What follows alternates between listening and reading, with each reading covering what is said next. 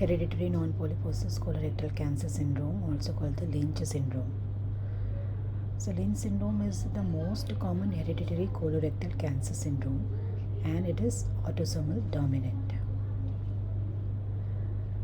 Out of all colorectal cancers, 85% are microsatellite stable, and 12% microsatellite unstable ones are sporadic. And today's discussion is about only this 3% which are forming the Lynch syndrome. So Lynch syndrome is diagnosed by the IHC for the MMR proteins, the mismatch repair proteins MLH1, MSH2, PMS2, MSH6. So when there is intact staining of these MMR proteins, it is called as microsatellite stable. And when there is loss of staining for MLH1, PMS2 or PMS2 alone, the next step is to go for the BRAF V600 testing.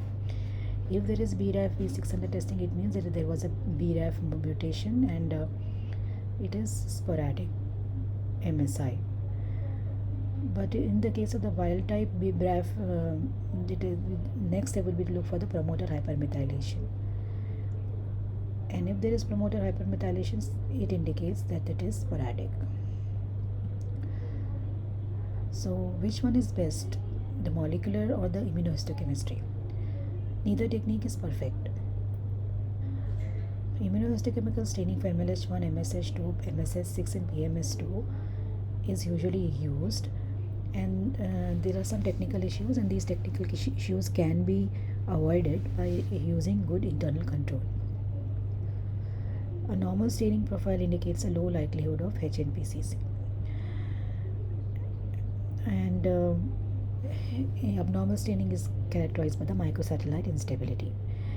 Microsatellite instability, it occurs because of the dysfunction of the enzymes that repairs the DNA sequence abnormalities. The DNA sequence abnormalities occur in the post-replicative DNA mismatch repair pathway,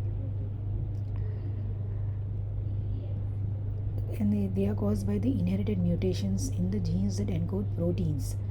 Which proteins? The MMR proteins. The MMR proteins are responsible for the detection, excision and repair of errors that occur during the DNA replication.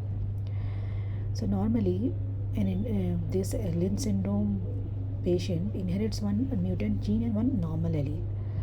When the second copy is lost through mutation or epigenetic silencing, this leads to defects in mismatch repair, leading to accumulation of mutations.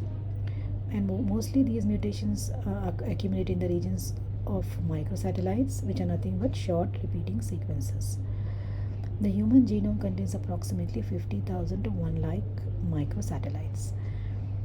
These microsatellites are prone to undergo expansion during DNA replication and represent the most frequent sites of mutations in HNPCC.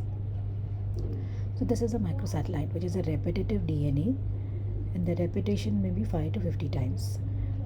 So microsatellite instability means inability of the mismatch repair proteins, MMR proteins, to fix the genetic errors at the microsatellites.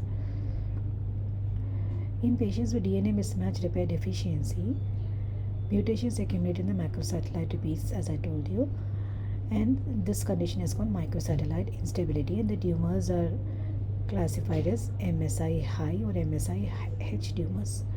Some microsatellite sequences are located in the coding of the promoter regions of the genes involved in regulation of cell growth, such as those encoding the type 2 TGF-beta receptor and the pro-apoptotic protein BAX. Because TGF inhibits the colonic epithelial cell proliferation, mutation of the type 2 TGF-beta receptor can contribute to uncontrolled cell growth, and loss of the BAX may enhance the survival of genetically abnormal clones.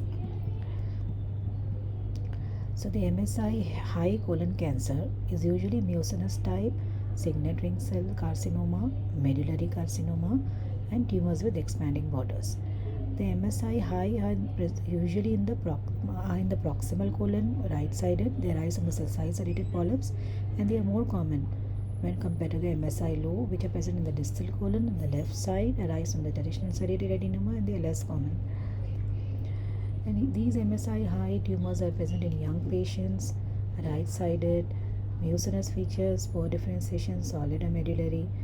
And they have a lot of tumor infiltrating lymphocytes, and they lack the dirty necrosis, and they have a Crohn-like inflammatory reaction. Interestingly, the adenomatous polyps occasionally present in the colon of patients with HNPCC also tend to be infiltrated by the lymphocytes.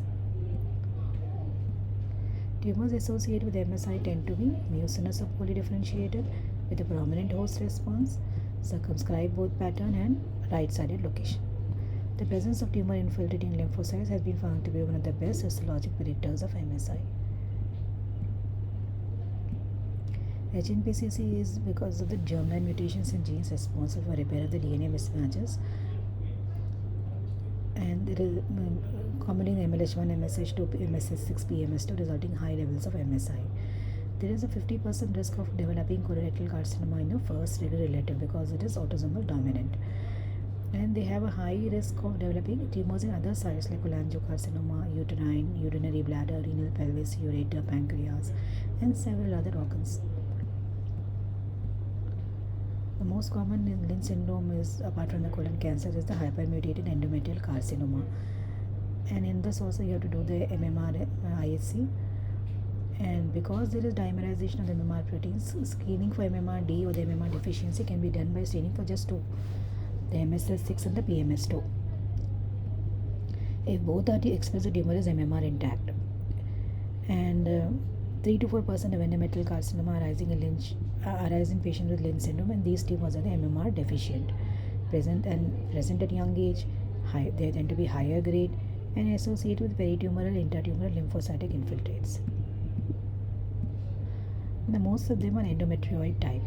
Most MMR-D endometrial carcinomas are not associated with Lynch syndrome.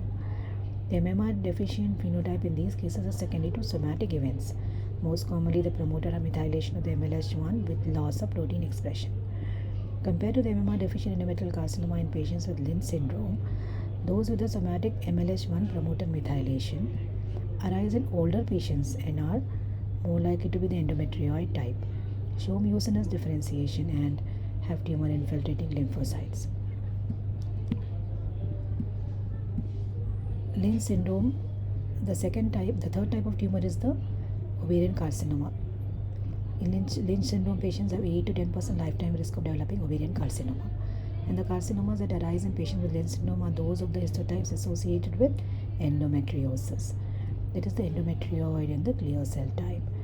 The likelihood of a clear cell of the endometrioid carcinoma of the ovary being associated with Lynch syndrome appears to be the same as of the colorectal or the endometrial carcinoma, that is 3 to 5%. The 20% of the ovarian carcinomas of the endometrioid or clear cell type. So, there are some published guidelines of how to go about. One of them is the revised Bethesda guidelines, which accounts for the age, tumor histology, and family history. But it can miss up to 30% of Lynch-associated tumors. Second is the Jerusalem criteria, which tests all the patients less than 70 years of age, but that also misses about 10% of these tumors. So better is to do the universal screening, that is assessing for the MMR deficiency by the immunohistochemistry. Thank you.